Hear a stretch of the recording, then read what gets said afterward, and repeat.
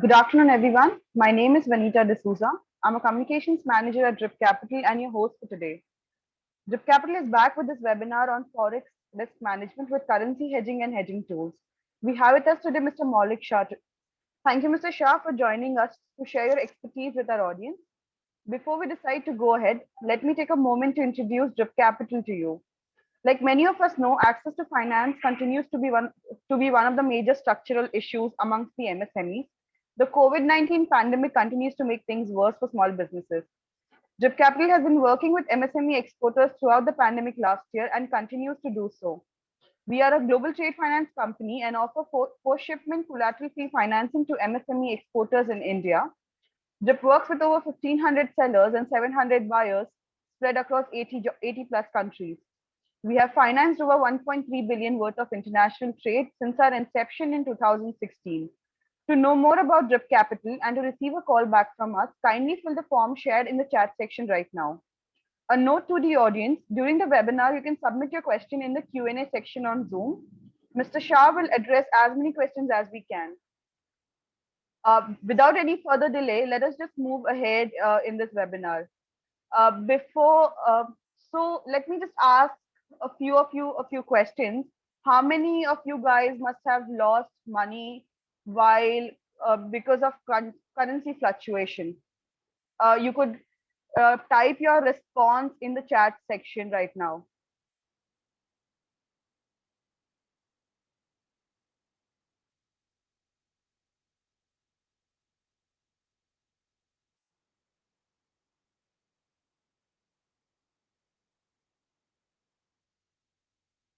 Uh, we have quite a few audience which says that they have lost money. Uh, So this is exactly the kind of webinar you want to be a part of. It is evidently clear that currency fluctuation is one of the most common risks in the international trade. While your cross-border sale is in progress, there might be a foreign trade exchange loss or profit due to these fluctuations. With every change in the currency dealt vis-a-vis the domestic currency, the cash flow resulting from the transaction is likely to be affected. This is why it is crucial to understand how exporters can use currency hedging to protect their business from the risk of currency values. To help us understand this better, we have Mr. Maulik Shah. He's a co-founder and co-CEO. He's a co-founder and CEO of Almis Risk Consulting LLP. He has a total of 24 years of experience in senior financial and treasury roles at places like Mahindra and Mahindra Limited, Rosy Blue, a leading diamond company. He's a fellow member of Institute of Chartered Accountants of India, also a rank holder there. He's also an ICWA and CFA. He has represented various panels on foreign trade, exchange, treasury, and risk management. At Almis, he is responsible for executing business plan, creating growth opportunities, and building relationships. He's very well known for representing various panels on foreign exchange, treasury, and risk management. I now ask Mr. Shah to address our viewers. Am I audible, Vanita? Vanita, am I audible? Yes, sir, you are audible. Okay, thank you so much, Vanita. And so good afternoon and welcome, everyone. Hope I am reaching out to all of you. You always have a doubt whether your net is working, and hopefully it is. So thank you once again and welcome to this webinar. And firstly, thank you for taking time out of your working Friday, second half, to be part of this session. And yeah, some of you have responded to Vanita's question about whether you have incurred a loss because of the currency fluctuation. Now, I have my own doubts first on the loss definition itself. So I'm not going to comment much on that, but we'll cover that up in the next maybe 1.5 hour to 2 hours of session that is given to me. Thank you for a kind introduction, Vanita, and the words that you used for introducing me. It's indeed a pleasure. Rather, I would say thanks to Drip Capital for organizing this webinar. It's always been a passion to talk on the subject of risk management, number one, and within risk management, more on the currencies and commodity. And that's really the passion that I have, Almas has, and Drip Capital organizing this webinar gives us that opportunity to share with all of you and your real presence makes it possible. So thanks you once again, all of you. Before I begin the presentation on the topic, some basic thing that I want to just sort of, request you, and that goes something like this. Okay, this kind of a webinar format we have been conducting, I'm sure all of us have participated on the webinar, many webinars. It's a great innovative format that helps us and everyone to reach out and get connected from a remote place. And you probably may be attending this webinar either from the comfort of your office or at your home. Now, the other side of the webinar and such webinar format is that the interactions between the speaker and the participants are very rare. I mean, not really a direct connect. You can only at best go through the chat box or a Q&A. So to make it more interactive, to make it more participative, here is my request to all of you. And that request is, I'm sure all of you know where the Q&A button is, where the chat box is. Use those two buttons to get engaged and be participative. Now I'll keep posing some questions as we go along. Respond on that. Don't worry about the right or the wrong answers. Your response will ensure there is an engagement, will ensure there is a participation, and that will help me pick up some of the key points that I may have missed out in my presentations. So that's my request to all of you. We almost have now 80 plus, and there's another maybe few more people or many more people linked through YouTube. So a great pleasure. Before I begin, I'm mindful of the fact that all of us are going through some of the most challenging times, and especially after the second wave. So here is my wish to each and every one: stay safe, make sure that you take care of yourself, your family members, and to the extent possible, stay at home. So all the very best during such times. And let me now begin the presentation on the forex risk management for exporters. And I'm assuming that majority of you are participating today are an exporter community. So let me, with that background, begin the presentation. I'm going to share my screen. Vanita, just confirm you are able to see that.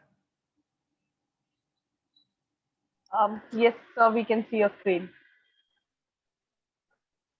Okay. Okay, so here are the 5 sections that I'm going to cover. I have time up to 5. So we have almost 1 hour 45 minutes. And as I said earlier, your participation and engagement will will really help in me delivering this presentation from here. So in this 5 sections, what I'm going to do is every section end, we will take up a Q&A. So it's not like a Q&A at the end. I'll take a pause after first section, second sections. Now you may have questions throughout the session at any point in time. Keep putting it on Q&A section. I'll pick it up from there. That will really help me. The second, in case if there are questions which requires your response, you can use the chat box. Yes, no, maybe, whatever. So that's really the basic request. So let's go and let's begin on the first section, and that's the forex risk management. I'll just switch off my video. Yeah. Okay, so here is a question to all of you who are exposed to the currency fluctuations. Here is a question. You have received an order, and it's a confirmed order. It's when the exchange rate was 73. And let's take the first scenario where you haven't hedged, and then the current price is 70, or rather, okay, one second, what am I doing? Okay, you haven't hedged, and the current price is at 70. Is it a loss? And you can respond on the chat box. And as I said, feel free, don't worry about the right or the wrong answers. Yes, thank you very much for your response, and that's a quick response. Yes, let's take a second scenario. The scenario number 2, which is you have hedged at 74 and the current price is at 76. Is it really a loss? So you have received an order at 73. It's a 3-4 month cycle. You have hedged it at 1 rupee 74 and now the current price is 76. Is it a loss? And by the way, it is very interesting. I'm getting both yes and the no response, and that's what is expected as well. Okay, and thank you so much for responding once again. So here is all about the risk management approach. You as an exporter will always have this situation. Do I worry about the real loss? Like for example, when I have received an order at 73 and I'm hedged at 74, dollar rupee goes to 70, good, I'm protected, it goes to 76, it could be an opportunity loss. Let's look at the other way. If you have received an order at 73, you're not hedged and dollar rupee goes to 70, that's a real cash loss. Now, in the market, which is fluctuating every day, every moment, this is a dilemma which each and every one of you are going to face. And that dilemma is not just centric to you or your company, it is across. Every single company faces this dilemma. And that's all about how are you going to approach the risk management. Will you really focus more on the real risk, cash flow risk, or what I could have achieved had I not done anything, which is an opportunity loss. Now, let me pick up at this stage some of the case studies. As I said, there is no right answer. It's an approach which will work for any companies, and each companies can have their own approach. Whatever one do, it needs to be done consistently. So let me now pick up some case studies, and this case study is from my interactions with some of the treasurers, some of the risk manager, and I'm going to share this with you. The first one, the Hindalco. I moderated a webinar during this last lockdown, and I was moderating the treasurer from the Hindalco on the hedging approach. Now, all of you might know, and when I'm talking about hedging, mind you, it could be a commodity hedging as well. So the principle and the approach remains the same. And here we were deliberating on the commodity hedging. Hindalco being a commodity player, in the last March, April, if you recall, we had a major downward movement of all the commodities. The demand was completely, it disappeared. We had a crash in all the commodities across. And here is a company which has taken a hedge on the long side. And imagine a scenario of 20% dip in the commodity when you are running your hedges. And the question that I asked him, that looking at this experience of, what the market volatility can really bring in, would you revisit your policy of remaining hedged? And then the answer was very, very prudent, I would say. He says, in fact, such event reinforces our belief in the risk management policy and the consistency of it. No question of revisiting that policy. For us as a company, when we take a hedge, we are married to the hedge. It doesn't matter whether the hedge goes out of the money or not. But that's our philosophy, and that has really worked. That has helped us in 2008. It has helped us in 2020, no matter what the short-term fluctuation could impact the liquidity scenario on the hedges. Another case study, Tanishq. Now, Tanishq is, in fact, last quarter, if you have gone through the press conference and the video conference of the board of Tanishq, there were a number of questions being asked on Tanishq. Very interesting case study. Again, picking up the thread from the commodity, but the principle remains whether it is currency or commodity. All of you would know Tanishq is into gold and jewelry business. Out of about 19 or 20,000 CR turnover, almost 16,000 crore comes from gems and jewelry by selling jewelry. Now they hold close to about 5 to 6,000 crore of gold at any point in time. As a policy, Tanishq has adopted the 100% risk management, which means that the total gold that they are holding, they will do a complete hedging. And they hedge either on an MCX or through a gold loan. When last year, somewhere in March, gold was at 40,000, it shot up to 50,000. It is similar to saying that dollar rupee was at 73 and it shot up to 76 after I have hedged. They have a huge M2M negative on the hedges. they also have to provide for the liquidity, because those hedges are required to be protected on the exchange. The company again follows the same principle, consistency, no change in the risk management, and that's what their philosophy is. They manage liquidity but ensure that there is no deviation from the 100% hedging principles and the policy which was laid down. Now that's one case of merit to hedges, which means that if you have taken a hedge, and if it is the purpose is to protect your bottom line, protect your margins, no matter what dollar rupee could be, or no matter where it can go to, uh, we will continue to follow the same principle consistently. Now, this requires certain conviction in following the policies and the process, and that is all about the risk management. And I've seen this, and why I'm insisting this is because in our career of last, as Alma's experience of dealing with number of companies, this is a common question that we face, that what if I've taken the hedges, dollar rupee goes up, uh, yes, it may go up because that's what the market is, but why can't we be consistent in following certain decision that we have taken as a policy matter? Now I'm going to say next thing, which probably will contradict what I just said, and I'll explain it through a case study. Here is a case of a textile exporter who sells at, when the rate was 73, by receiving a premium of 1.5, locked in the rate, and in 3 months USD INR goes up from 70 to 77. And by the way, these are all not just the theoretical case studies, these are all real live case studies. Last lockdown, the same thing happened. If you are into a textile business, you will have your clients coming back and saying that, look, dollar rupee has gone up from 70 to 77, give me a discount on that.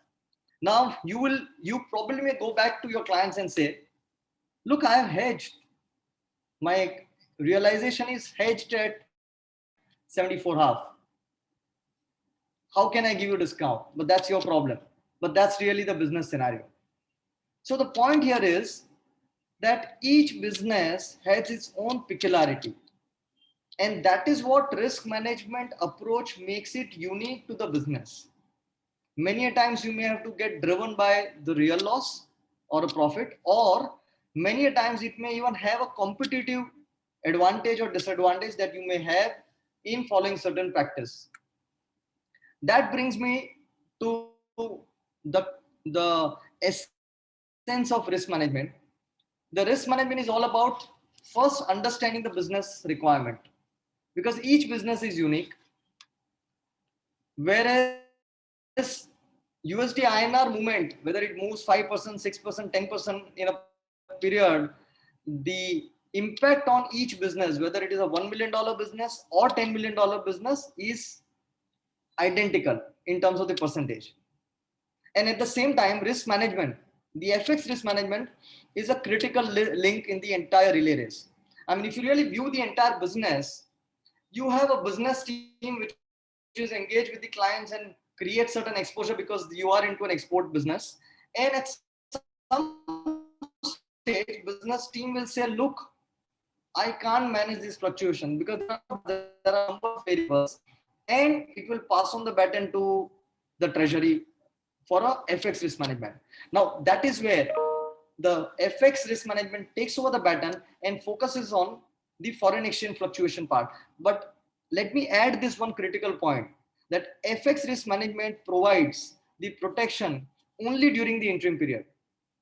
Many a times, I have also seen this tendency that premium is very, very tempting.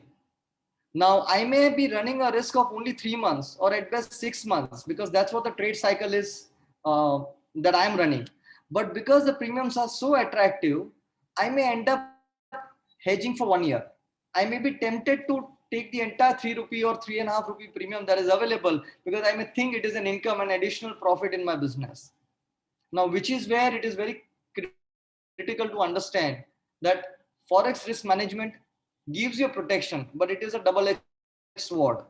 If you go overboard, yes, it can even result into, instead of a protection, it can actually impact your profitability. So coming back to the risk management as an approach, it's indeed a balancing act between, as I said earlier, the real loss and the opportunity loss. And always there is a competitive pressure. What you may do or what you may not do will have a direct bearing on your profitability compared with your competitors. So you are in the business where there is a competition, and each business is unique, and therefore it is important that you as a firm devise your policy and follow that consistently, no matter what the event or what the fluctuation in the market could be. What this slide highlights, and this is where we have seen it over a period of time, that there is one separate chapter on the economic impact and the accounting impact. But if you really see this chart closely, what it highlights is that there is a certain point, there is an event where the business team will pass on the baton to the treasury team to manage it. So it's very important to identify what could that be. Will it be at the order stage, or it could be at the invoice stage? Now in bookkeeping, there is only one standard policy, that I will recognize my exports at the invoice date, which is not the case for risk management. Risk management can begin well in ahead of invoice date. It can be even at the SO stage, order stage, and I may start booking my risk from that point in time. However, what is important to understand is that your books of account will definitely give a different impact than what your objective of protecting the profitability is. And in the chapter that I talked about, economic impact and the accounting impact, we will look at what is the way to reconcile these two things, and the decision to be driven more from the risk management requirement and less from the accounting side. Moving on, in your export cycle, you may come across order stage, delivery stage, invoice stage, bill of lading, due date, realization. It is very important that you identify the trigger, and from that trigger, once you have policy that I will hedge from that point, you stay hedged till you realize the money. Now, current RBI regulations are very flexible. You as an exporter can book your forward contract using the underlying or based on the anticipated exposure. It also provides you the flexibility in case if there is a change in the due date to cancel and rebook. If it is an underlying, bank will absolutely have no issues. You can keep canceling n number of times and rebooking it. If it is an anticipated exposure, for sure bank needs to be convinced that whatever you booked is not for speculation, it is for a genuine trade transactions. The point here is, it is important that you identify your business cycle. The current regulations are very, very supportive for you to manage the risk and also adjust the maturity date. Let me also talk about the another risk on the topic of risk management, and that is, while we all know about a direct FX risk, and when I say direct FX risk, if I'm billing in export, if I'm billing in foreign currency, the FX fluctuation is going to impact me. Now, there are indirect risk as well. You as an exporter may be buying lot of material from the local market, which is priced in rupee but having an international linkage. So for example, you may buy local aluminum, copper, or even a paper pulp. These are all the raw material for a finished product which you are going to export it. Now this raw material you may buy locally, which is linked with an international price, and therefore a change in the exchange rate has an impact. It is very, very critical, and this is something that at times missed by many of the exporter. So if let's say I'm in an export and having $100 million exports, now I may not have any imports. I may be buying entire raw material from the local market for the export orders. However, the local price itself is linked with the international price, and exchange rate has an impact. So it is important to identify those elements. To that extent, you are less exposed on the currency fluctuation. It is important that you arrive at your net open position after netting off your local prices, which are linked with an import and having an exchange rate impact. Now let me explain that with an example of one of the companies which are into book publishing. Now here is a company which has an exports.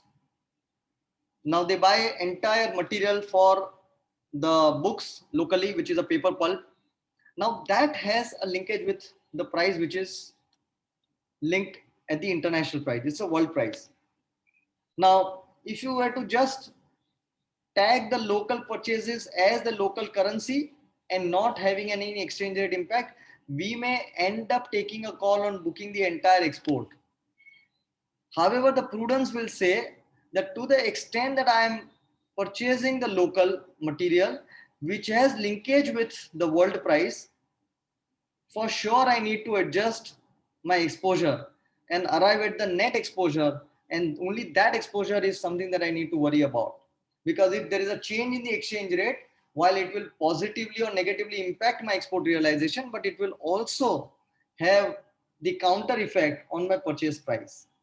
So it is very important to identify those, and it could be many such elements which has an indirect FX risk, and that is where those risks also needs to be identified in your overall risk management strategy.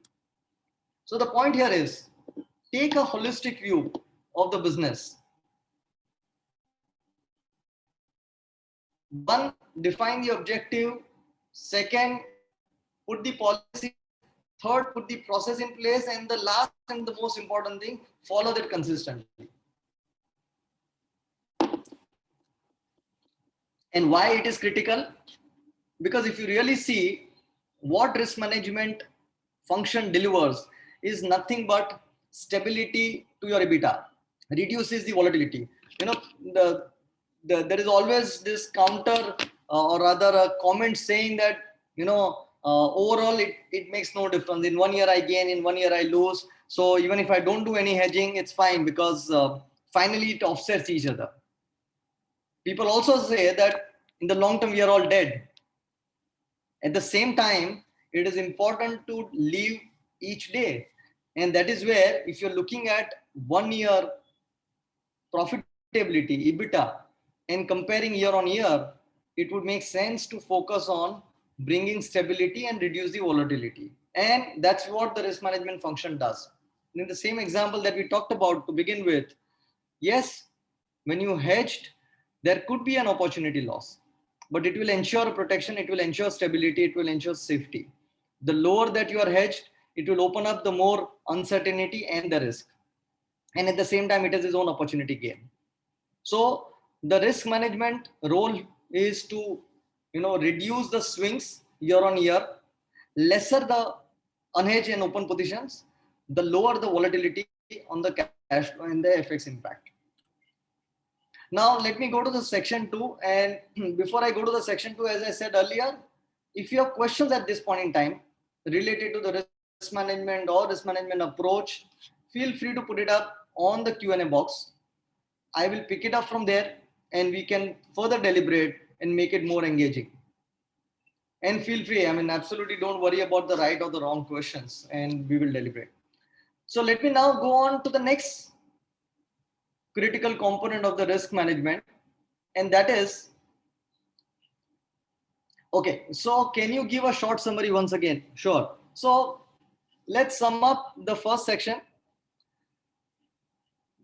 As an exporter in a fluctuating market, what should I do? The answer is simple. First, define what is it that you are here to protect. If you're protecting your EBITDA, your profitability, please go ahead and hedge yourself. And then don't look at the currency. You may hedge at 74, you may receive a premium for 3 months, 4 months, and dollar rupee may go to 76. For sure, it's going to hurt you because you may think that I would have gained more. But the ideal thing to do would be, yes, please ensure that your EBITDA is protected very well. In fact, at this stage, we also see, in fact, there are companies where we actually recommend create a window of opportunity. If you really think that you want to express your view in the market, do the hedge ratio that will drive your hedging operations. And that could be again business to business, it may differ. It will also depend on what is your risk appetite, because as I explained the earlier chart, higher the open position that you keep, your swings or the volatility will be higher. But at the same time, you want to keep creating those windows of opportunity. Keep 10% permission to your treasury team. Provides a minimum 80% or 90% to be hedged. At least that will give you a window to express your view and also being in the market. So that's the sum and substance of it. Follow the process consistently, whatever way you have defined it. Don't let it change by the change in the exchange rate. Today the exchange rate can swing, tomorrow it may be in your favor, but let it not change your policy, and follow the policy consistently for a better results. The next question, can you please also explain what is hedging and how it is done? What is approach? Yes, we are going to cover that in the next hedging tools. We will cover that. Overall, we have seen USD going up only, so really hedging required for export. Yes, that's a very interesting question, by the way, and glad that you someone asked that. We have done one study on that. I don't have it right now in my presentation, but let me explain this. This is an argument that I have with all the exporters. There are many exporters who believe that rupee is always depreciating. And if they are depreciating, then why? What is the point in hedging? My only counter to that is, when you hedge, you are sure of 4 or 4.5 or 5% premium. But when you are not hedged, you are expecting market to cover that distance in the trade cycle that you are in. Now you may be in 3 months trade cycle, you may be in 6 months trade cycle. Rupee may have depreciated in your experience over a period of last 5, 10, 15 years. But what is important for you is the trade cycle that you are in. If let's say today you have booked a contract, and let's take a recent example on 8th of April, post which in next 1 week, dollar rupee touched 75.30. Now imagine at that level you have received an order from a client, and you may think that, look, rupee is going to weaken only, why do I hedge? And your trade cycle is 1 month, because you have to make a goods and deliver in that 1 month period. That view does not really help, because then in 1 month, like today, you are at 74. So that view or that strategy does not really help, because what really worries you as a exporter is the short-term movement and your trade cycle, and is your actions and decision in line with the short-term movements and the actions. Now let me also cover your point about the long-term depreciation, and this is from the data, and this is what we have verified. When you speak to the exporters who come with a very biased view on depreciating currency, in the last 20 years, dollar rupee has moved up on an average every year on year by roughly about 2.5% against the average premium, because premium itself has gone up. We have seen the premium of 6%. We have also seen the premium of 3%, even a discount also. The average premium has been 3.5%. So consider that if you are an exporter following a consistent policy of hedging all the time, you are still benefited by 1% each year on a long-term cycle. Now, if you pick certain different period, for example, we all know for a fact that in 2002 to 2010, dollar rupee, and I will cover that long-term dollar view and dollar cycle as well in a market outlook. But since you may be observing the market in 2002 to 2000, so that 10 years period, dollar generally was weak, and dollar rupee moved down from 49 to 39. So add the spot movement to your advantage and the premium, for sure it definitely makes sense to hedge. 2010 to 2020 period, 39 of dollar rupee moved up to all the way to 77 that we saw last year. For sure, this in 10 years, we have seen a depreciating currency. So it is also cycles, that you have a 10 years of cycles, which is a weakening cycle, or 10 years of strengthening cycle. Point here is, in the long term, when you see, you follow certain process consistently, the data shows that still you are at an advantage position as an exporter, because you are receiving 1% more than the rupee weakness, which has happened over last 20-25 years. Now that's the data. And we'll cover more on the outlook on the currency in the last section. Taking forex loan and doing natural hedge better, company not MSME. Yes, again, if you are able to match your both loan cycle and your trade cycle. I have seen one again disconnect, or many exporter company avails ECB. Now ECB is for 3 years, 5 years, or even 10 years, and then they consider ECB as a hedge for trade exports. Now that is completely wrong. It's like subsidizing my capital operations or the financing operations with the trade leverage or an operating leverage. And this again, I can pick up as a case study, a company which raised an ECB of 40 when it was 45 for 10 years, dollar rupee moved up from 45 to 65. Imagine 10 years later, if I have to price my exports, I can't price at 45. The company follows say 45 when I have hedged for next 10 years. Now imagine what happens to the export after 10 years when the dollar rupee is at 65. So as I mentioned in one of my slide, that your trade cycle operations, forex operation gives you a protection for the trade cycle. As long as you can map, like for example, if you take PCFC and PSFC, for sure it is a natural hedge. We will cover that as well in the next section. The PCFC is a hedge. It's a hedge instrument, but there it is 3 months, 6 months, which is same in line with your trade cycle, not ECB as a hedge. What is stability, safety, protection meaning in scenario one? So yes, again, this is more about how you want to run your business. So if let's say, same example, I have hedged myself and dollar P may go to 76, but it ensures that my profitability and the bottom line is protected. So it gives you safety, it gives you protection against any rupee appreciating you. It also brings stability in your cash flows. Your cash flows are not subject to market fluctuations, but at the same time, you give up on the opportunity in case if rupee were to depreciate. So yeah, thank you so much once again for your participation. Much appreciate. We will take up the next section, which is hedging tool. Feel free to put your questions. I may pick up maybe a bit late, but yes, that is very relevant, and it is making this conversation more engaging.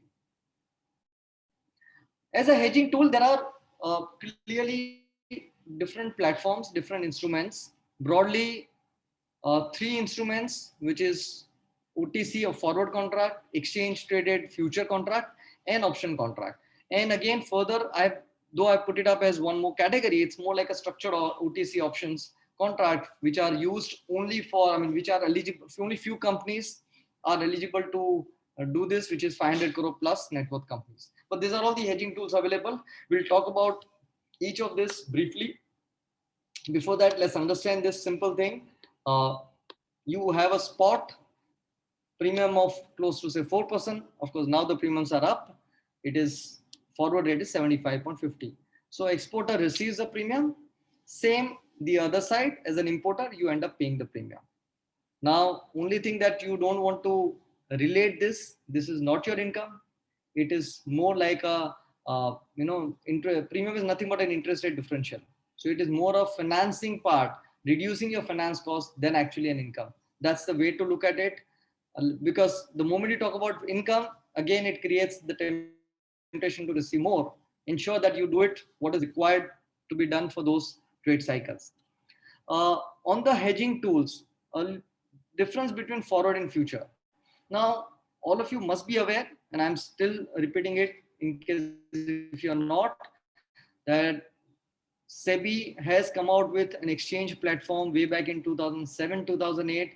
This was mainly targeted at SME, MSME, small corporates, because many a times for trading a smaller volume, the pricing from an OTC or the bank may not be as per the market rate.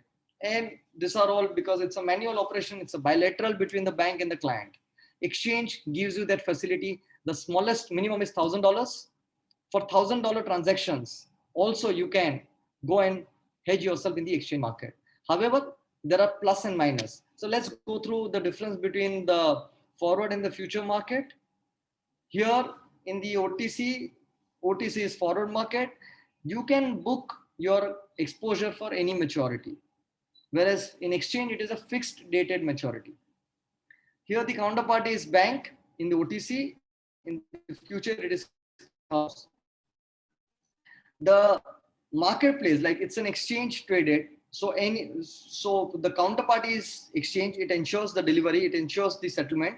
Here it is a bank. So it's always a bank taking a view on a client and client taking a view on a bank. So it's always between two parties.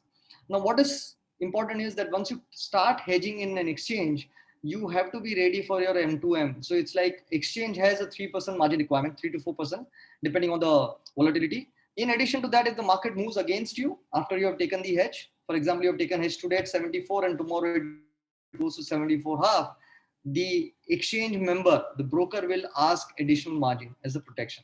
But that also ensures that there is an inherent risk management system, both for the exchange, for the broker, and for you. So that's the factors for future market. OTC, banks rely more on you and your credit assessment.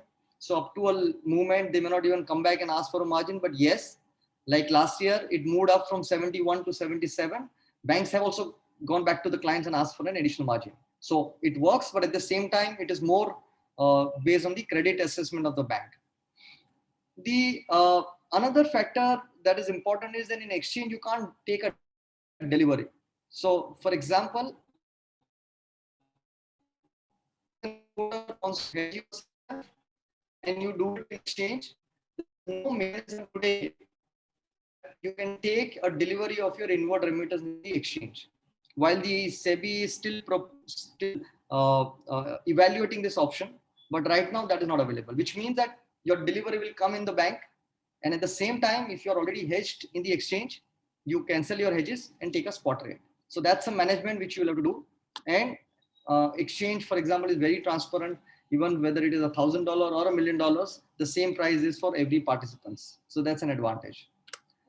Moving on, which instrument to choose?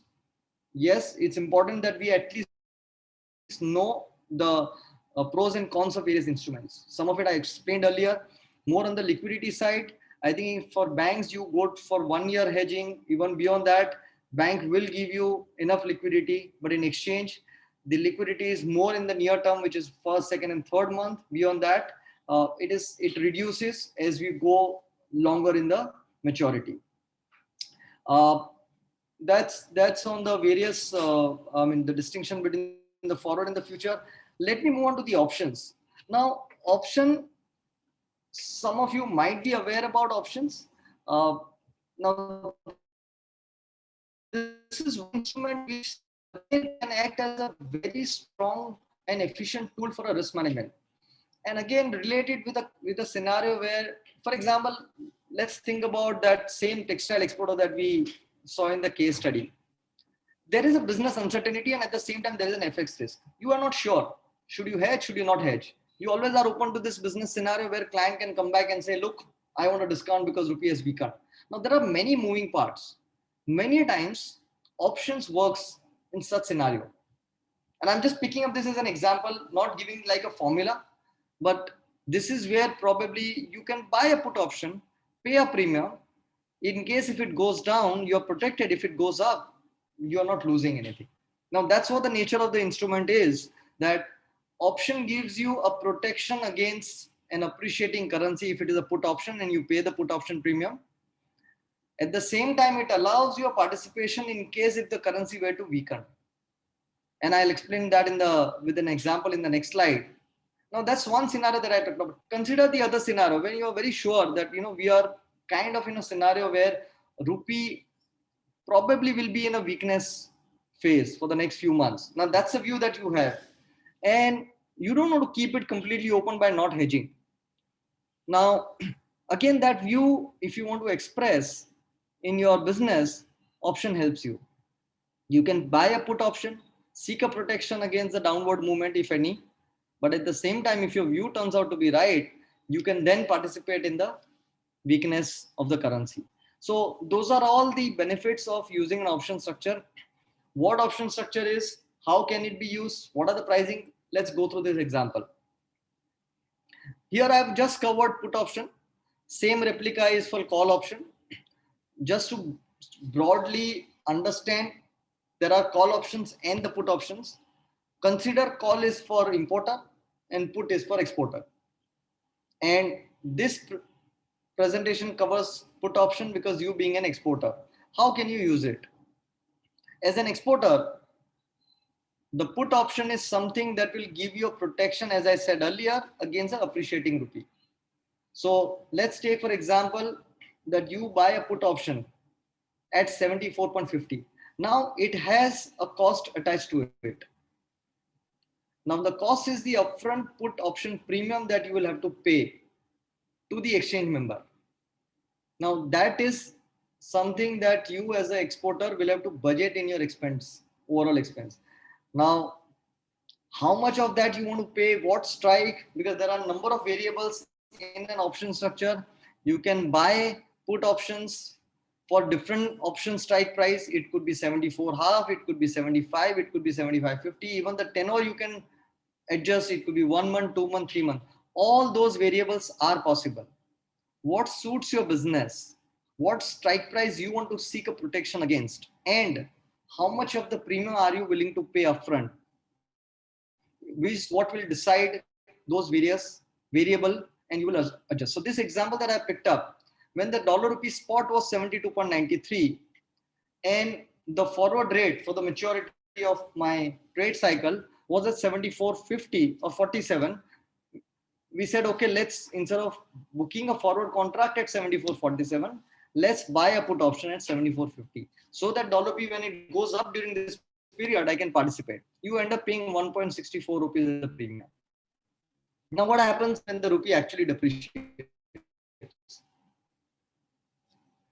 The advantage that you have is, if actually during that 3 months or 4 months of your trade cycle, dollar rupee goes up, which is what has really happened. In case if you had bought a put option when it was at 72, 73, today's up move in dollar rupee, you would have participated. While yes, 1.64 rupees is the premium that you would have paid, but that has ensured your participation in a dollar rupee movement right up to 75.30, which is the recent high that we saw. It helped last year also when we saw a move of 77.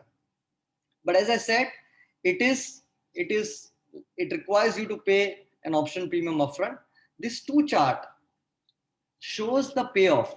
So what it shows, that in case if you have bought the put option, it ensures that minimum 74.50 minus 1.64 rupees is the net realization on your exports.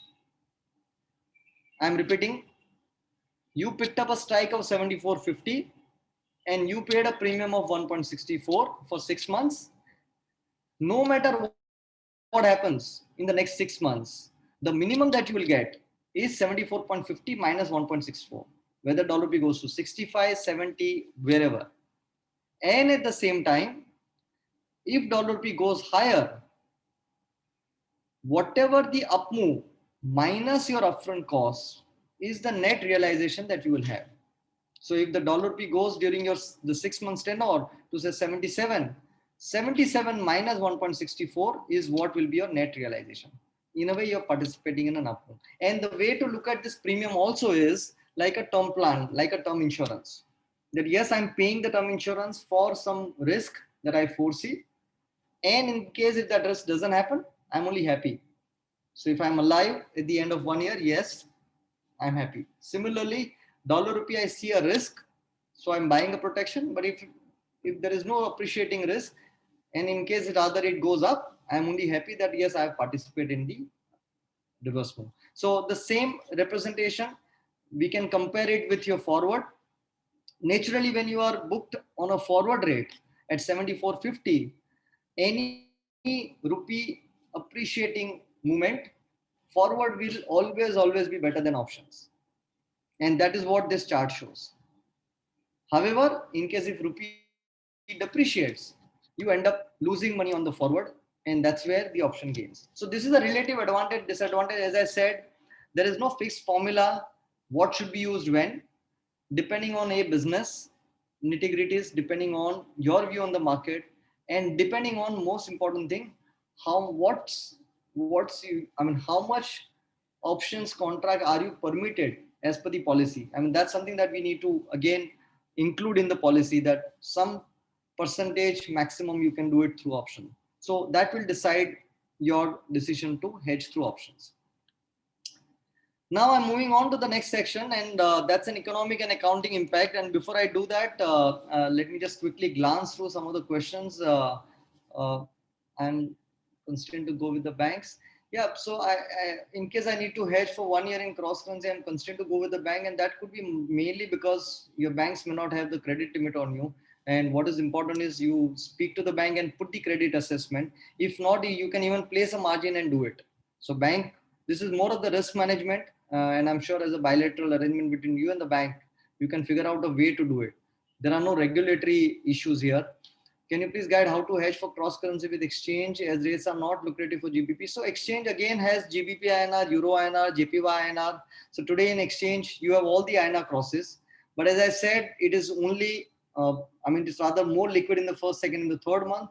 However, you can still go beyond 3 months. And now exchange also are very active and proactive to create liquidity even for a longer maturity. So exchanges, you can do GBP INR, Euro INR, and dollar rupee JPY INR. You can cover yourself. What about in case natural hedge because of being in exports? Yes, you have an export and import. That's the best thing. But again, just a catch here. Just having an export and import may not mean there is a natural hedge.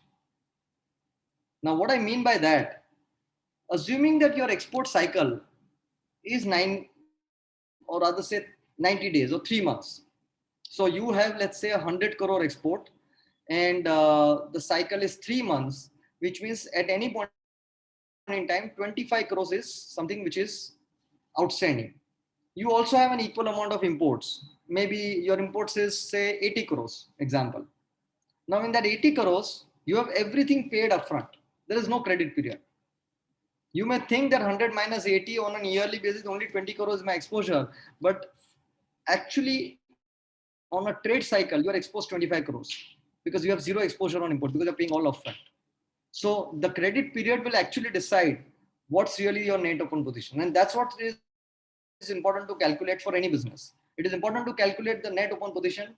What is your outstanding receivable or outstanding order that you want to hedge? What is your outstanding imports payable that you want to get a net off against? What is your PCFC? What is the PSFC? And that becomes your net open positions. Based on the net open position, take the call. How many times we can cancel the hedging contract with bank? Any number of times if it is booked under underlying. So as I said, there are two ways in which you can book your forward contract with the bank, either under committed exposure, where you have to provide an underlying. Once you have provided underlying, during that tenor, you can book and rebook and cancel n number of times. There are no restriction, no conditions from the bank. However, if you're booked under anticipated exposure, which means you don't have underlying. What I mean by underlying, either an order or an invoice or an agreement. If you do not have an underlying, the bank has the right not to pass on the profit on cancellation. That's a risk which you are running. All that you need to do at that stage, in case if you have booked, let's say, a contract under anticipated exposure, and you have to cancel the contract, and there is a profit in that, bank may take a stand that I will not pass on the profit to you. At that point in time, what bank needs is a convincing response from you that yes, the contract has been cancelled, but it has been received later, or you have rebooked it, and this was against the genuine inward remittance. It was not booked for a speculation. So bank will definitely then pass on, but it requires dialogue with the bank. Yes, we should book forward contract open for all 1 month or date based. Say no. Good. So thank you very much, Mr. Anonymous attendee, because this is something that we have again observed many a times. Do not book contract under an option B. If I have understood your question correctly, okay. Don't keep it open for 1 month. Earlier, and okay, there is also background to why some of the exporters still continue to book under 1 month. Earlier, there were a lot of rules, regulations for cancellation and rebooking. Now, again, I'm repeating myself, the RBI regulations are liberalized. It is now flexible. There is no restriction on cancellation and rebooking. So what happens when you book under 1 month? Let's say from 1st May to 31st May. The bank will give you a premium only till 1st of May. And in case if, let's say, your inward remittance comes by 10th of May or 15th of May, you as an exporter lose the premium, which is your right, which is what you are eligible to receive for 10 days or 15 days respectively. So the right thing to do is book for a fixed contract, fixed date. Now, obviously the common argument that we face is that I'm not sure when I'm going to receive the money. I know it may come on 10, 15. Our advice is simple. You book it for 31st May. Now, when you book it for 31st May, you always have an option to take an early delivery by 10th or 15th of May, as and when your money comes in. So what happens here is that you actually receive the premium right up to 31st May. And in case if your money comes in by say 15th of May, bank will deduct the early delivery charges, which is equal to 15 days premium. So you have received 1 month premium, which is at 25 paisa. Bank will take back 12 paisa, but at least you are receiving 12 paisa. So make sure that you never ever book for an option period. Always pick up the fixed date contract. Okay, so thank you for asking. It should be okay. So let me move on. Thank you again for your participation. Really appreciate. Now let me come to the accounting and the economic impact. Now, why I'm saying, why I'm including this as one of the section in the discussion. Many times again, I've seen that the impact on P&L drives my hedging operations. So I may decide to book or not to book because FX gain or loss has certain impact. Now, what is important is the risk management to be driven by what is required as a protection for the business, and I can always reconcile if I know what is going there in my books of accounts as an impact. So here is the case which I picked up again from the previous slide, that I am someone which is booking my hedges right at the SO stage.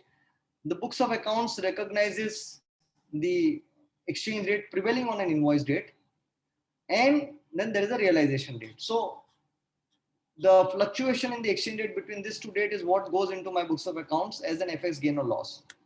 And here it is what is explained. Now we have also seen that when you book the invoice date, there are different exchange rate that you may consider. RBI reference rate, bank card rate, custom rate, all are permissible. Today accounting standard allows you to book contract using any one of these exchange rate. Whatever you do, follow it consistently throughout the year. Now consider that you have booked your export invoice at using any one of this rate, and you have realized your money at the forward rate. Now, had it been a case that I'm recognizing my exposure at this stage itself, believe me, this difference will always be equivalent to the premium that you receive, and assuming that you're booking as RBI reference rate. So the way it may happen is that today rate is 74, you have exported, you're doing a back-to-back hedging, 4.5% premium, say for 3 months it is 75 paisa, 74, 75. Naturally, when 3 months later you receive the money, you will book at 74, 75. The difference 75% goes as your premium, which is nothing but FX gain or loss, because that's what your books of account will reflect. In that case, both the treasury operations and the accounting operations are matched completely. And that is, by the way, incidental. It need not be that way for a number of reasons, because you may or may not book the invoice at RBI reference rate. You may pick up any other rate, in which case it will not tally. You may not hedge at invoice date. You may hedge at SO date. It may not tally. But there is a way to reconcile. And as long as the reconciliation is available, you as a owner, as a stakeholder, exactly have the visibility that how much, and I'm rather treating this period as nothing but a reduction of my financing cost. Because post invoice date, whatever hedging operation that I'm doing, though I may say I'm hedging my currency risk, but it is nothing but reducing my finance cost. So either I do PCFC at 2% or 3%, or I avail rupee loan at say 8 or 9% and receive 4.5%, 5%, effectively reducing my finance cost. So that is the reason in the previous chart, you will always find, this is what terminology that I've been using, that post invoice date, it is all about interest rate management and not about currency risk management. So coming back to the point, you as an owner, all that you need is reconciliation between your economic profit loss, which may or may not be same as your books of account. But yes, there is a way to do that. And important thing is you ensuring during this period that your financing cost is what you're reducing at all the time. So here is some example how the FX gain or loss is calculated. Assuming you have booked your contract in April, 6 months premium, you have received 1.5 rupees, which is equivalent to 4%. FX gain will be 1.5. And this exact money, exact rupee will be appearing in your FX gain, provided you are booking your invoice at the RBI reference rate. So that's the reflection on the books of account. Now here is an interesting, so assuming that you follow that and subject to everything else remaining same meaning you are booking your invoice at RBI reference rate and you are hedging all the time from invoice date. If you are an exporter, this is what will be reflected in your books.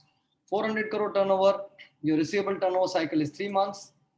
Your export receivable may be at any point in time almost 100 crores outstanding, and you are hedging consistently throughout the year without even a single day being delayed, and the hedge premium is 4%, your FX gain books of account will show 4 crores. Now, while it may show it as FX gain 4 crores, it will reduce your rupee financing cost. So in case if let's say on 100 crores, you have spent say about 8% or 9% as your funding cost, which could be 8 or 9 crores, this is nothing but a reduction of that finance cost. So that's the way to look at it. Now I'm moving on to the next section, which is an RBI guideline on interest equalization. For some of you who are an MSME, again, we keep facing these questions. Should I use benefit? Rupee loan is expensive versus dollar loan. So those things just the attempt is to just sort of, bring clarity to those comparisons and also share with you what the guidelines are. But in the meantime, let me look at the questions. Can you explain more on options permitted?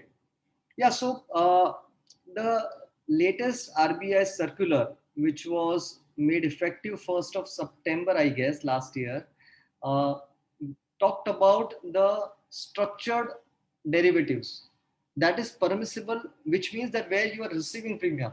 So if you look at it, the example that I covered, I only talked about paying options. I did not talk about receiving the premium. Now, what RBI wants is that in case if you want to receive, which is an unlimited risk, paying premium and protecting your risk is more under the risk management framework. But the moment, and this is an option that is available, you can actually sell as an exporter. You can even sell the call options, but that exposes you to an unlimited risk. What RBI wants is that you as an exporter or you as someone exposed to the currency market, there is something called as suitability and appropriateness. Are you fit to trade options contract, which are structured derivatives? And most of you might again recall 2008 scenario where many corporates ended up in executing the structured derivatives, the options, the knock-ins and the knockouts. Now that resulted into a gain. Of course, the initial period it was very greedy. Very lucrative, but it resulted into a significant amount of losses for the corporates. Those exotic derivatives.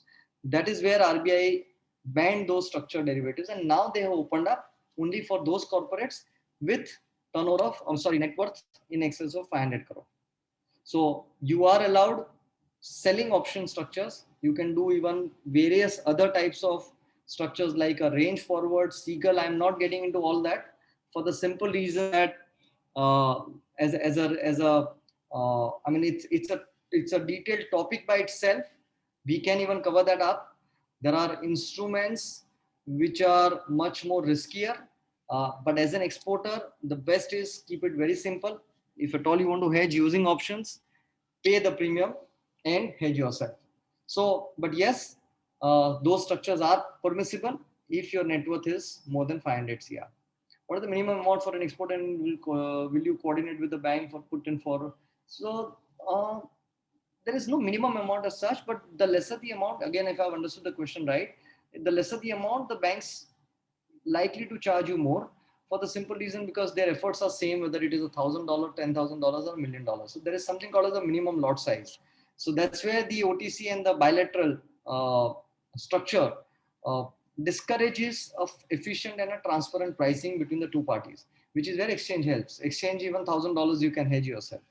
So banks will look out for minimum $250,000 as a lot size, and beyond which higher you go, the bank will likely to offer you better price. And when I say better price, it's an interbank price. What exactly is quoted in between the two banks, which is very efficient, and then depending on your margin that you agree with the bank. So bank may charge interbank plus minus your spread and give you the fine pricing. What makes better PC in foreign currency or INR with forward contracts? So again, relative cost advantage. If let's say there were times when in the month of March, the forward premiums were quoting at almost 6%. So as an exporter, you will always constantly evaluate that today, let's say you have to avail a finance from a bank. You have export finance limit. You can avail both in rupee and in dollars. And your, let's say, terms with the bank is LIBOR plus 1 is your dollar cost.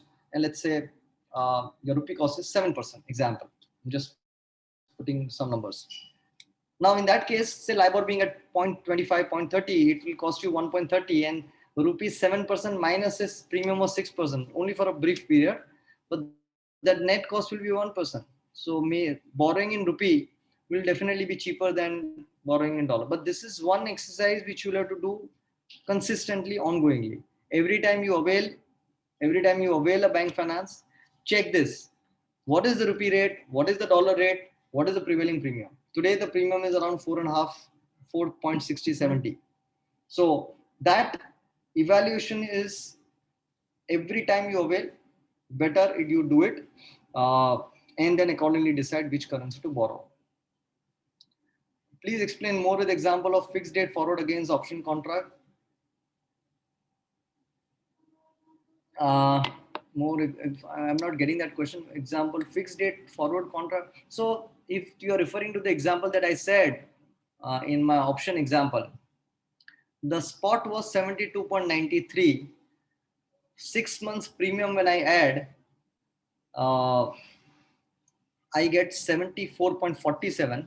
I have picked up a strike price of 74.50, and then I end up paying 1.64 rupees as a premium. Now that's really the calculation. Then depending on the maturity, if let's say dollar rupee is 77, for sure it would have helped me to go under option contract, because I would end up having 77 minus 1.64 as the net rate. But imagine if the dollar rupee goes to say 75, though it has weakened, but it has not really benefited to a great extent, because 75 minus 1.64 still is lower than 74.47, the rate that you would otherwise get on forward contract. So yeah, that's it. And thank you again for your engagement, for your participation in this Q&A. Let me now move on to the next section, which is more on the MSME. Most of you already know about this because it's an old MSME. I am just putting a slide here, not going into the details, quickly sliding through some. It has some of the RBI regulations. These are all something which can be, you can keep it for your record. I will share this presentation. Basically, what it says is that if you are an MSME, and in MSME, now they have added the turnover criteria. So as long as your domestic turnover is less than 250 CR, and I'm taking the third category, wherein it is below 50 crores and less than 250 crores. This is the third one, medium. Then you are eligible as an MSME. And of course, there are micro and small and medium. So that makes you eligible for an RBI announced interest equalization scheme. What does interest equalization scheme give you a benefit? It gives you 5% benefit on an interest. And this is exactly where so those circulars I'm just skipping through. These are for your record. The benefits, the circular, the references. Let me come straight away to this point. And this is again related to hedging and the financing options. So just now someone asked, and that was a relevant point, as to what do I compare with whenever I have to take a loan. I have a finance cost in dollars, which effectively is also acting as a hedge. And at the same time, I have a rupee cost, which is a 7.25 minus the premium 2.75. This is no brainer. I will not go for a rupee loan. I will go for a $1.5 loan. Whether I do dollar and hedge or I borrow rupee and book forward contract, again it acts as a hedge. So both option 1 and option 2 A, both are comparable for both hedging options and the finance cost comparison. So I'm comparing 1.5 with 2.75, and since 1.75 is cheaper, I will go for dollar loan. Now in the same case, consider you are given a subvention of 5%. Now that makes an equation completely shift towards availment of a rupee loan. So for any MSME exporter, again I'm using this word, it's a no-brainer that you have got to borrow in rupee. The differential benefit, comparative benefit of availing a rupee loan versus dollar is going to be at least 2 to 4%. In this case, it is close to almost 4% or 3.5%. So this is where the relative advantage is, and of course you need to manage it. Every time you avail a rupee loan, you have to book forward contract. That is more of an operational part, but yes, at least on the financing part, you end up actually receiving rather than spending. So that's a great advantage and a benefit that a government and RBI has given to all the MSME exporter. One should really make use of it, because that really makes your entire financing zero. And this interest equalization scheme benefit is extended till 30th June. It is likely to get further extended. So, and of course, with this new MSME definition, even there also, year on year, as long as your turnover is below 250 and machinery investment is below 50 CR, you will get those benefits. So make sure that if you haven't started using it, use it. If you haven't registered already under MSME portal, please make sure that you complete that formality as well to get this benefit. This is a simple calculation of that the differential costing. So now, and let me now move on to the last section. And before the last section, I may take another maybe 15-20 minutes. Let me see if there are any questions which I have not answered yet. Feel free to put your questions so far. I'll just take a pause for a minute or take a sip of water. And in the meantime, if you have any questions, please put it up. And then we'll go to the market outlook, and we'll talk about the market.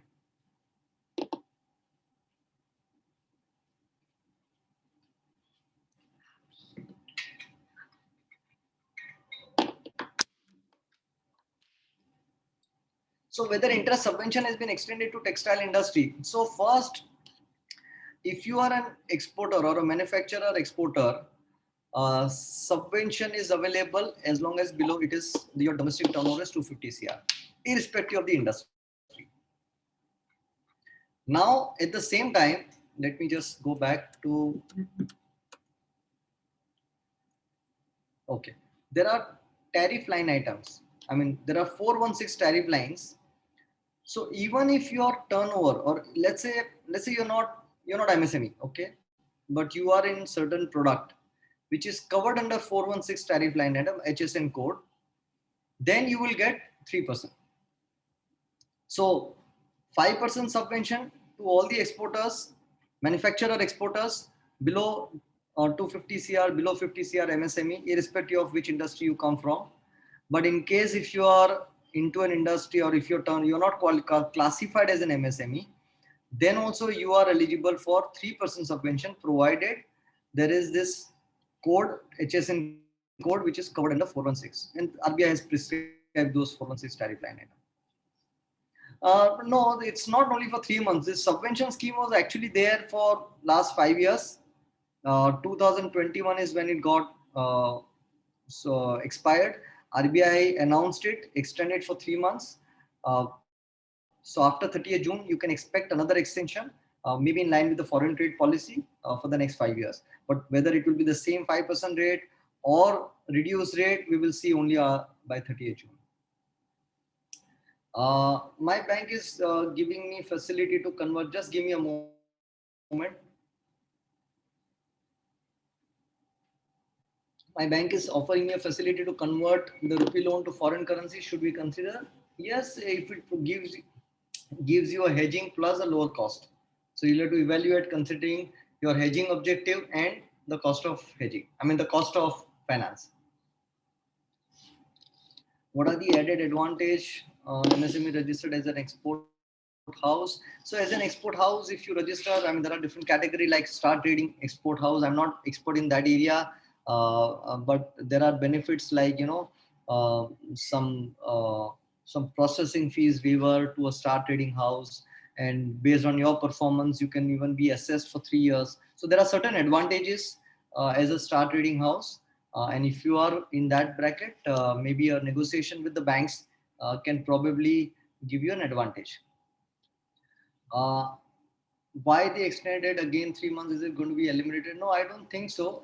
I think this extension of 3 months is more to do with probably, giving an immediate clarity to, because come 31st March, post which banks stop giving subvention benefit to the corporates.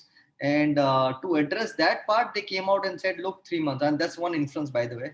We would not know the truth unless we'll see what happens after 30th June. And post 30th June, probably they also need some time for the next 2 to 3 months to really work out. Because one of the point also one needs to look at it is, when this scheme was announced, 5%, the rate of interest were slightly higher. Now interest rates also have come down in the last 1 or 2 years, almost by 1.5-2%. So maybe there could be a consideration of reduced rate of interest, and all that working may take 3 months. So I don't think so it will be eliminated like MEIS. It will be there. Rather, export the the Commerce Ministry has a target to take export to almost $500 billion, $500 billion. And this scheme has really been used, and uh, sort of, the exporters have benefited. So I don't think so it will do any discontinuation. Can you please explain how INR loan is better than FX? I said the same thing. Okay, let me first address quickly other 250 crores is a total turnover. No, so 250 is your domestic turnover. So assuming, let's say you have 1,000 crore, your export is 750, your local is 250, you're still an MSME, provided plant and machinery is below 50. So the turnover criteria which has been added, it is 250 crore is only the local turnover. So as long as you don't cross 250 crore, you will still be eligible under the turnover criteria. Okay, so I'll just for an exporter, and you will coordinate with this, or how is the view? No, I missed that question. What was the question that why it is still beneficial? I think I covered it. So you will have to compare every time your rupee cost uh, minus the premium with the dollar cost. So for the sake of repetition, the dollar is being quoted, let's say, by your bank at say 1.5%. Your rupee cost is 7.25 minus premium of 4.5%. 2. Let me open up that calculation. Yeah, 2.75 and 1.5. This will not really make an economic sense to go for a rupee loan. Now, by doing this comparison, you are actually comparing apple to apple. You can't compare 1.5 with 7.25 because 7.25 is in rupee, 1.5 is in dollars. So remove or reduce the premium at 4.5% to make it comparable. 2.75 and 1.5, and both serve the same purpose. Here also you are hedged. Even here also you are hedged. So you are not concerned with where dollar rupee goes after you have availed the loan because you believe in 100% hedging. So wherever dollar rupee goes, both the option gives you a complete protections. But one is coming at the cost of 1.5%, the other is at 2.75. So that's really the difference. And add to that a 5% subvention makes rupee much more lucrative. What's your view on USD INR? We'll cover that in the next section. INR packing credit versus I have already covered. What are the options to book dollar? If your PSR is over and you want to book more, you can always go to the exchange and book in case if bank does not have a limit. Does a merchant exporter fall under? No, you have to be a manufacturer. That's where the plant and machinery investment is required. So yes, let me now move on to the last section. This is something that is always as a forex risk consulting firm. This is one standard question that we keep facing time and again. What's your view on currency? What's your kya lagta hai? Standard question. While yes, that's the fair expectation. We are specialized in risk management. We do research. We study various markets. But I think what is important, And that's really the background that I want to create before getting into the view part. Is it is important to understand, rather ask a question, why this view instead of what is your view. Every single person, every single participant will have a view. Even you have a view. Dollar will be today at 74. Someone may say it may go to 70. Someone may say it may go to 77. All of you, every participants, even you ask anyone who is not even connected remotely to the forex market, will also have a view. Okay. What is really important is that why this view and what are the background. So my intention in the next few slides is to really cover the whys of that view and then come to the view, and then I'll share my view. So any of this whys undergoes a change is when you go back and revisit the view, because the views can go right, it can go wrong. However, what are the conditions that is really impacting, influencing that view? To be aware about that is what is critically the most important uh, element in the risk management and the hedging operation. So with that as a background, let's look at where we are and what the conditions that we are in.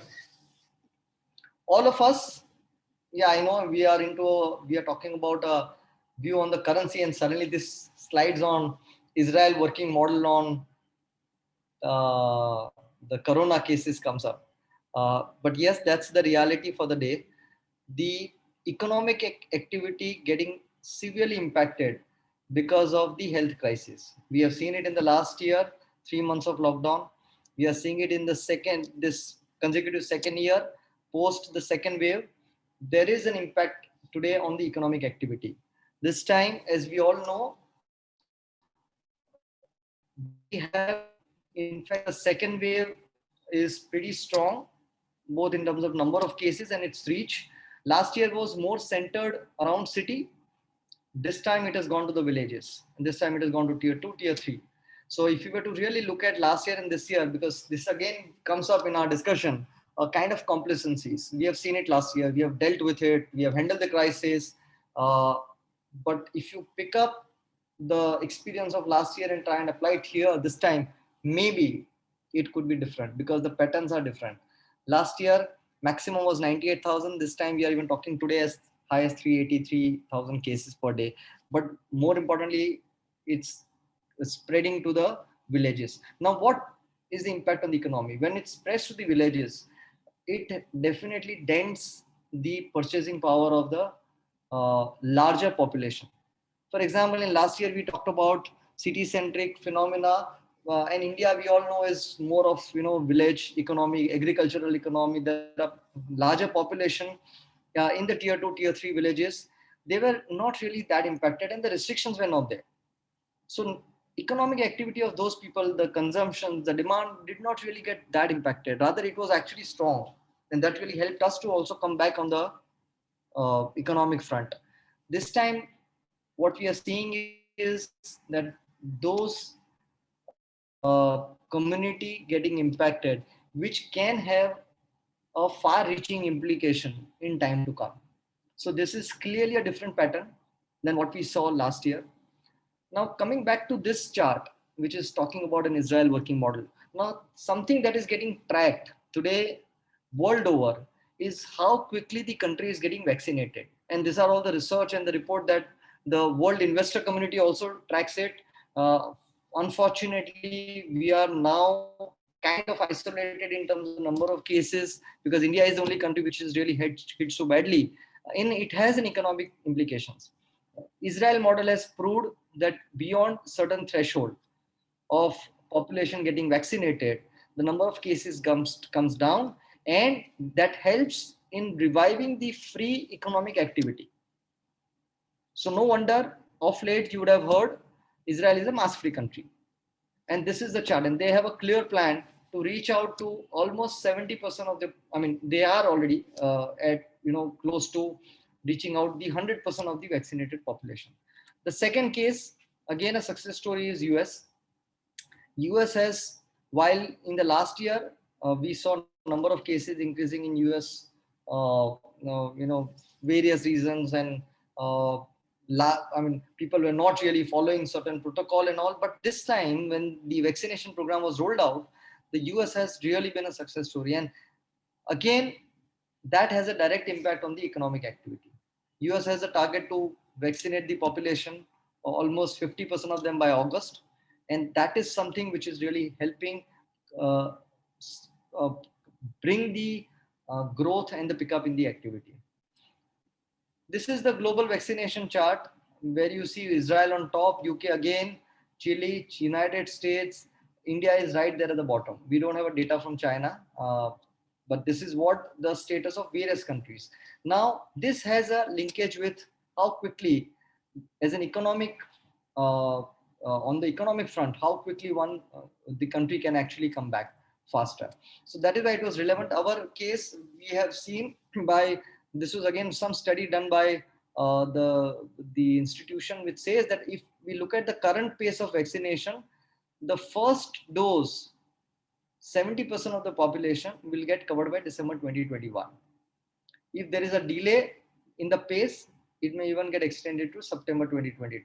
And if you double up the pace, it can get vaccinated the first dose August 21. Now, you all know currently there is a severe shortage of vaccine.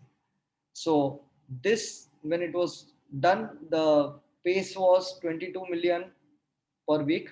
I don't know the current statistics, but something that is getting watched out, which will then populate by when we will have the first dose and then the second dose. So again, these are all some of the indicators, the numbers which are being tracked to really measure the progress on the economic front as well.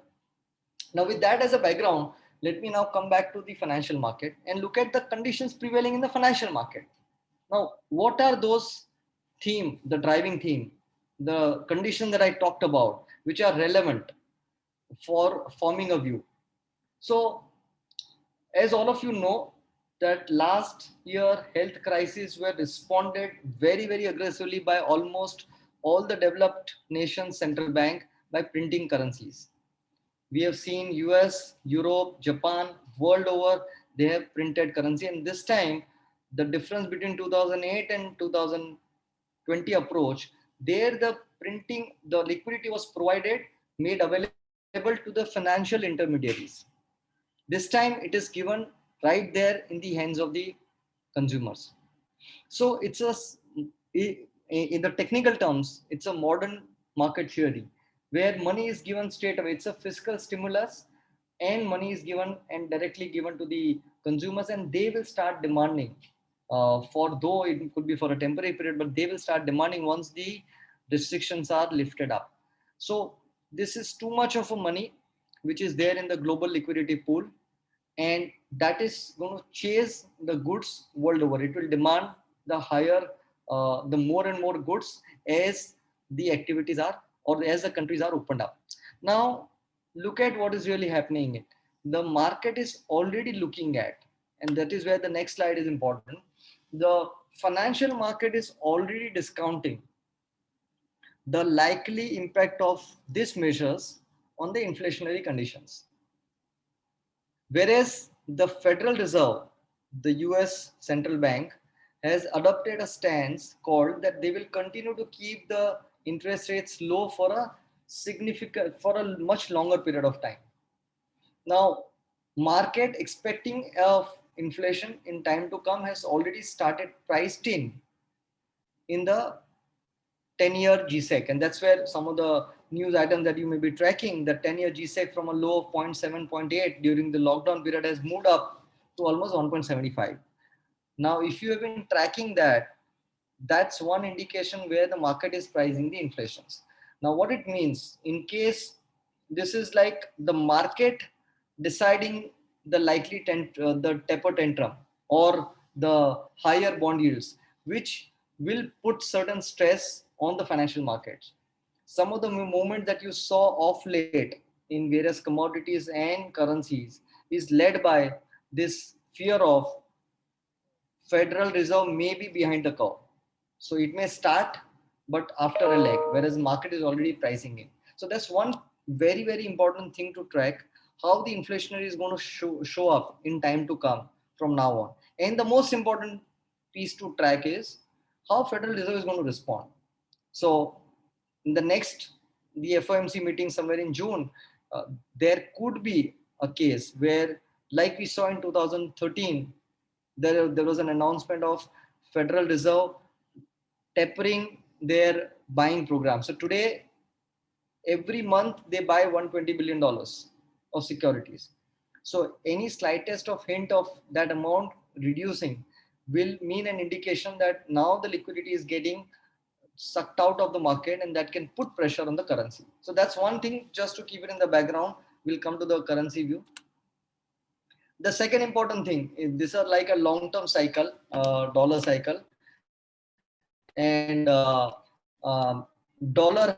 And when I say DXY is a dollar index which comprises of Euro, GBP, JPY. Euro forms a bigger weightage in the dollar index. It is like a Nifty or a Sensex. It's an index of currency, dollar index. So dollar index has been in the long-term cycles, and you would see certain periods of weakness, certain periods of strength. Given the longevity of a dollar as a reserve currency and the latest development in terms of the excessive printing, it is perceived that dollar as a currency may enter into a weakness phase for the next 5 to 10 years. And again, as part of the long-term cycles.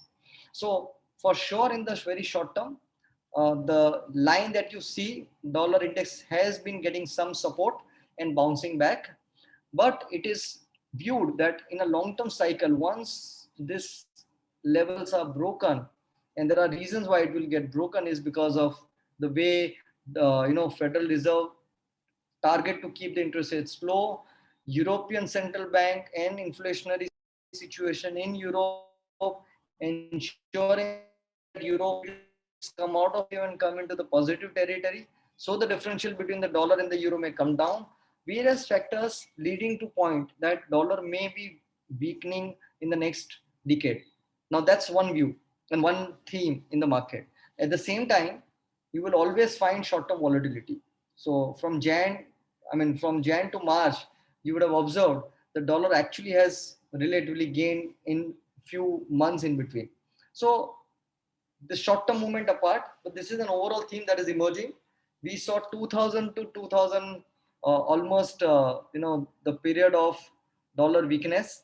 We also saw a period of dollar strength, and come last few years, 1.5 2 years, we have seen dollar weakness, bearing short-term up move. Probably it can continue its downward movement. So that's one, again, a view. Supporting that view is this important shift in the dollar reserves. Dollar, as you all know, central bank keeps their reserves into various currencies as a diversification. So reserve currency, the dollar as a share of reserve currency has actually come down to one of its lowest level in the last almost since I would say 1995. So we almost close to 59% from the recent peak of 70 odd, and from all-time high of 85-90. So that again is a kind of indication that yes, dollar as a currency may weaken in time to come. The question is, what is really the impact on the INR? So we see two things. One, the risk in the market, India being isolated because of the health conditions, the local issues, and at the same time, dollar relatively in a weakness phase for the next several years. So what's really the view on INR? Now, again, I will split this into both medium to long term and the short term. And again, before I talk about the view, let's go through some of the factors which are again, or some of the conditions which are again relevant to form the view. So let's look at where we are in terms of our economic indicators. So the left hand side shows the IMF projection for India as a growth. Of course, this 12.6% will come down post the second wave, but there has been an the upward shift in the growth projections by IMF between December 20 and March 21. Even your next year projection has also moved up from 4.8 to 5.4. And with that, we will be one of the fastest growing economy. Let's come to the right side. We have today a forex reserve of almost $580 billion. RBI has been buying dollars over last 1 year. and has intervened not just in the spot market but also in the forward market. Now, what we see here is only a RBI reserves, which is $580 billion, but they have also built a forward book of close to $73 billion. Both put together is almost $650 billion of war chest, the forex reserves, which is this is what the dollar, the table below shows the spot and the forward. Now, what that means as a yield to volatility. So, for example, each currencies has their own yield, and they are also moving. They are also creating volatility. As a yield to volatility, it has been the data shows that India relative to other currencies has a far better yield to volatility. It's like lower risk, high return, to put it very simply, compared to few other currencies. In the year 2012-13, we had a scenario, we were part of Fragile 5, and that is where we saw in 2012 to 2013 dollar rupee movement from 53 to 68. Right now, we are rather in much better position, much stronger position than where we were. And why am I saying it? For two counts. One is the forex reserve, the war chest that we saw. Also look at some of our current account numbers. In April to March previous year, which is 2021. In fact, 2021 was one of the year after almost 17 or 18 years where we reported current account surplus. So we were surplus in the trade account by almost 25-30 billion dollars. Actual number will be out soon. And the balance of payment, which includes the capital surplus and the current account surplus, is almost 95 to 100 billion dollars. So this was the year that we saw, of course, worst on the health front, on the the kind of crisis that all of us saw. But at the same time, the country has received plenty of dollars, both on the current account and on the capital account. Now, ideally, without an intervention, that could have taken dollar rupee to much lower level, which didn't happen. Which means that RBI has ensured that the floor is at 72.5, 73.5, and has bought all the dollars. But look at the macro numbers. Last year, I mean, in 2013, when we had a taper tantrum, we were at a current account deficit which was almost 60-70 billion dollars, which is today in surplus. But of course, in 21-22, we are back into the deficit. Still, it is not estimated to go beyond 25-30 billion dollars. So, not a very sizable current account deficit. On top of that, we are talking about much higher forex reserves. So compare this to the likely vulnerability of currencies because of any global trigger relatively looks smaller. The impact of that looks smaller. So finally coming to the view, and again combining the long term and the medium term and the short term view, let's sum up what we looked at as a financial conditions. There is a local stress, local lower economic activity, which is negative. Overall, and when I say negative, reference is currency, rupee currency. Local factors combined with the global likely factors, both on inflation, where we saw 10-year GSEC going up to 1.75. It can further go up. There could be a taper tantrum, or a likely lower purchase of bonds by Federal Reserve. Again, negative for the currency. The moment that happens, you will have the emerging market currencies reverse flow going back to the dollar. I mean, going back to the US. So these are the two negatives. The positive side, a dollar overall structural weak cycle in the time to come.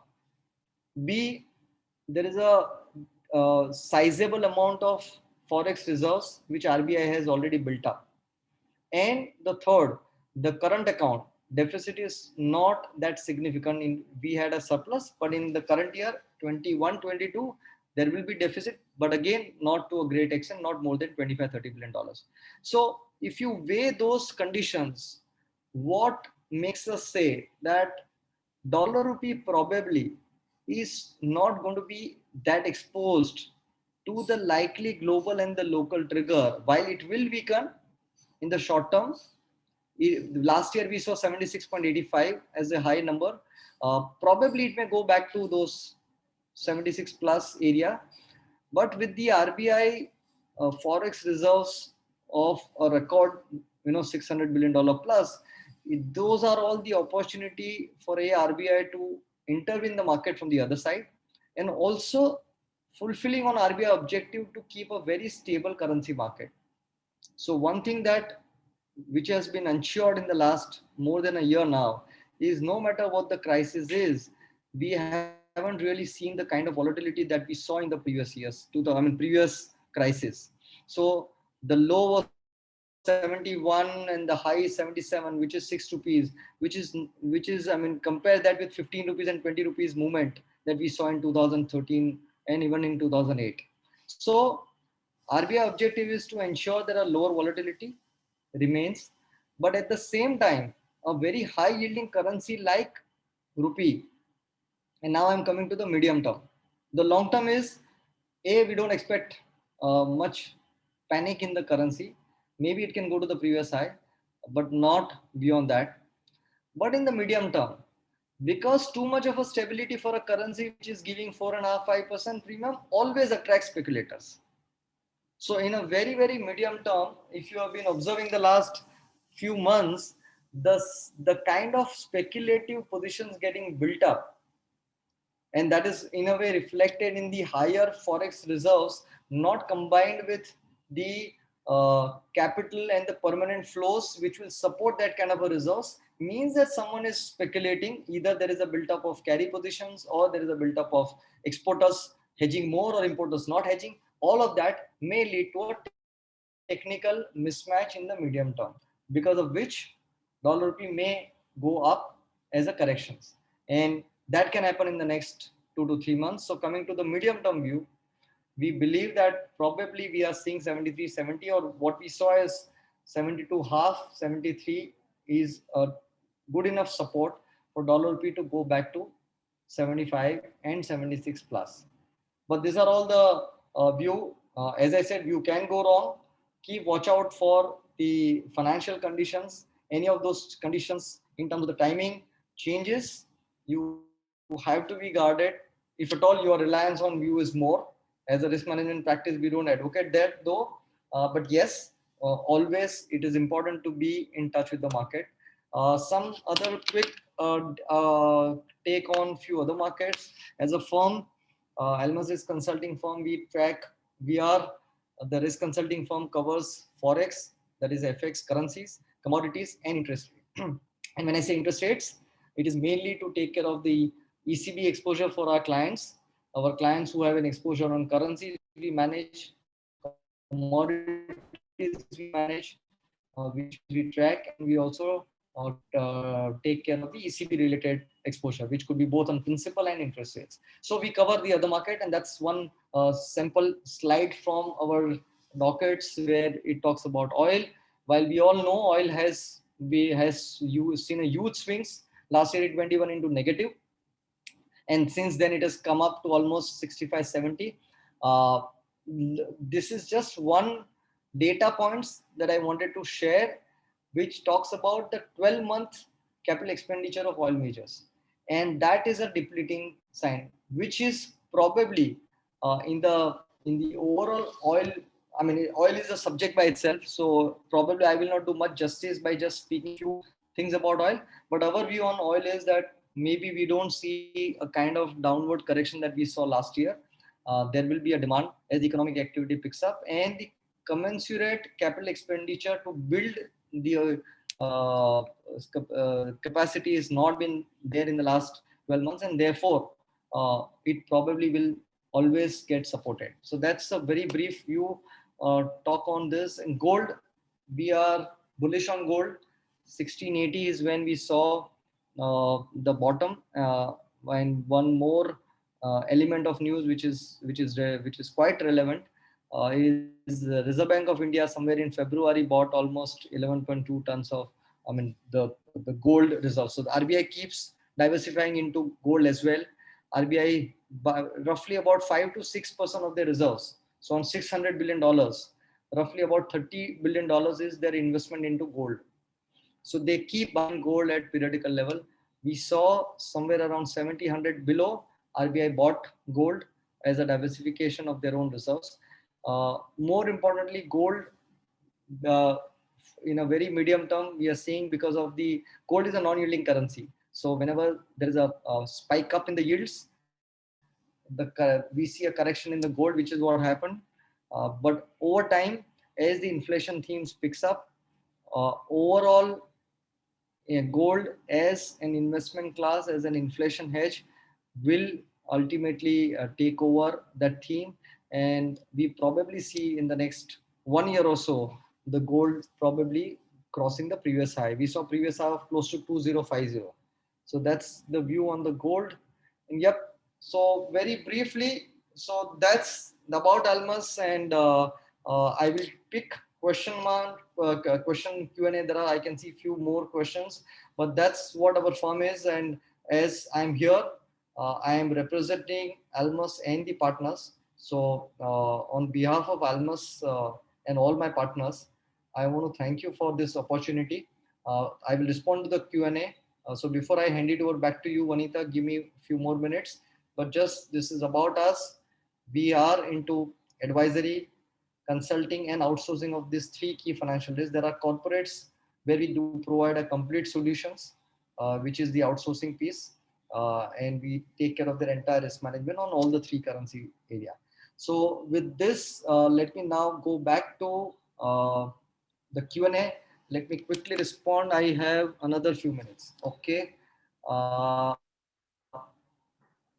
Give me a moment to scroll through the questions. Okay, what's your view in euro in next 3 months? So euro 1.2120 is a very short-term resistance point. Our view on euro is that overall dollar weakness will catch up. I will give rather a slightly long-term view. We see a direction of euro going towards 130 plus. Whereas in the very short term, due to the technical positioning, it might correct to 1.19 or 17. But overall, the direction is up. That's a view on euro. PCFC, if you have export orders, so it's the right time to avail PCFC if you have export orders. So I don't get your questions. If you want to hedge, for sure you should avail PCFC and compare the financing options, both dollar and rupee. So if the purpose is to hedge, you should always hedge, and you can do it either through PCFC route or rupee loan and forward contract. So timing, when you ask, I'm not too sure, are you referring to the view? Then as I said, our very short-term view is that we don't expect it to go below 73, 60, 70 area, which is, we are almost near to the bottom. From here, we see it going up towards 75 half, 76. So that's a view that we hold, looking at certain condition that I shared in a very short-term financial market. Then GBP long-term view, we are bullish on GBP. We see it going towards 140 plus and even moving towards 148. So what are the options to book dollars if you're I think I've covered. What is the basic difference in quoting CN? So CNY and CNH is, one is the local market, the other is the offshore market. So as an exporter or importer dealing with China, if you want to hedge, the only option available is CNH. So that's where you will have to go to the bank, your bank, check with them. If I want a hedge, they will give you CN. So you should refer CNH INR rate for your own hedging purpose. Exporters do not quote CNH. I mean, again, the choice of currency is left to everyone. Why CNH is quoted in the... So there is a trade that happens. The dollar CNY is a free market, though it's a regulated market, but it is a freely traded market. As an investors overseas, you are allowed to trade in this currency. But as I said, if you want to trade offshore, like even dollar rupee also, one, there is a rupee market which exists here in India, which is what all of us are the market participants. There is a bigger market outside, which is called an NDF market, non-deliverable forwards. In fact, the finding is that the volumes of that market is at least 3 to 4 times higher than the local market. So whether it is a Singapore or Dubai or London. So those are the markets where Dollar rupee is very actively traded. The participants are foreign investors, hedge funds, the long-term FDI investors. So they are very active. And likewise, even in China also, market and the CNH, dollar CNH quote. Comparison between FCI and INR funding, I will show the chart. Yes, bank not allowed to pay RMB. No, nothing like, there's no restriction, but yes, it's not a very active market. You'll have to request a bank to do that. Just give me a moment. I will show this chart as request has come. If this is what you're referring, yeah, and while I will show the chart, this is very yeah. Can you please show the slide showing I have done that? If there is a follow-up question, yes, I think because that is not what there is a lot that is going on. I'm a dribble. Okay, that's a chat box. Okay, I think I think I've covered. Rashmi, do you have any unanswered? Please flash. It looks like I've covered.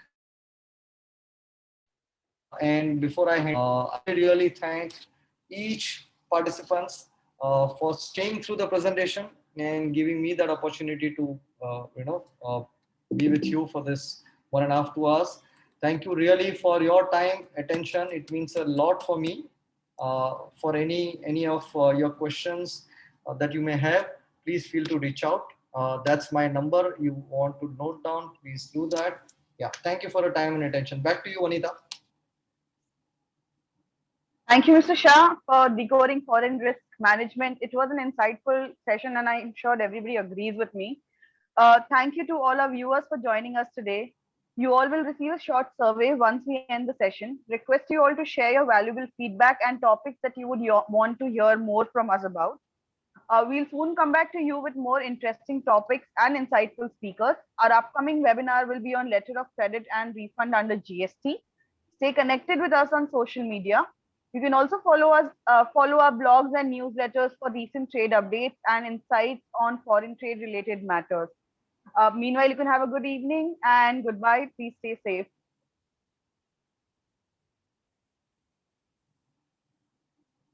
Thank you all. Thank you, Drip Capital. Mr. Shah, thank you so much for your time. Thank you, Thank Shah. you. Thank you, everyone.